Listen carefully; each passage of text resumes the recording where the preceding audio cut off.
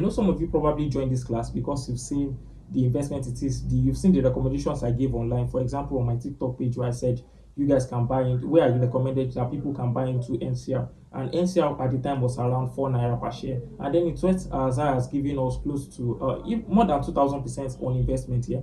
Also, I recommended NASCON at the time and some other stocks I can't even remember now. And all of them did actually did very well last year, and even some before last year, because I've been recommending different assets on my social media pages that people can start to invest into, and it's been doing very well. So some of you are probably here from my social media pages because you've been able to see the kind of results it is that I've been able to I've been able to help people make here. Now that is very it is good that you are here to make results. Why else should you be here? But then it is also important that you have something in place, and that is what we're going to be looking at today. It is important that you have something in place, and that what you should have in place is a structure, should I say, something that can be able to help you to carry you even when the asset it is that you're investing into starts to maybe go experience a cost for doing it here. Let me put it like that. Now, it is important that you know that the things it is that we're investing into, stock, for example, is businesses. Like, we're investing into businesses.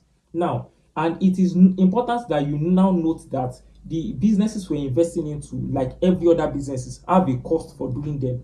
The people producing this have something has a cost for doing this. The people selling something has a cost for the sales it is that they are doing. Take for example now the fuel in Nigeria. Currently the fuel price has gone up. In every part of the world actually, the fuel price has gone up, and that means the transportation for people carrying their goods to their store before they now start to sell it is becoming more expensive, and because of that they will start to hike the price of the things it is that they are selling. So that means there is more cost for running operations and everything like that in those businesses, and that is one of the reasons why some of the businesses that you're seeing that is experiencing a pullback, that you invest into and then start to experience a pullback. Now, you are not investing into this business to sell it at loss.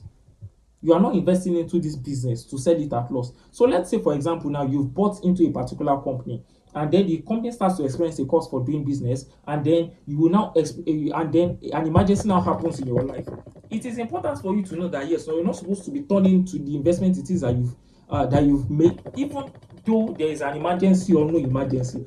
You've invested so that you can be able to hold it for the long run, and then now be able to make a good amount of profit from it as time starts to make the value of the company starts to compound and everything like that. Yeah, you want to be able to hold on to the asset it is that you're buying, and then let it compound and then give you a good return. Now, so we're going to be looking in this class at the things it is that you should have in place, so that you can be able to hold, the structure you should put in place, so that you can be able to hold on to your assets to due time. And I mean, so that you'll be able to hold it again. I'm trying to put it in other words, so that you can be able to hold it and not sell it at a distressed price, because because you are now starting to experience the cost for doing the best businesses it is that you've invested into is now starting to experience a cost for doing it. You want to make sure you have a structure on ground that can be able to keep you afloat, so that you never even think of selling your assets to be able to sort an emergency. You want to have these things in place. So that is what we're going to be looking at. And number one thing you should have on ground is that you want to make sure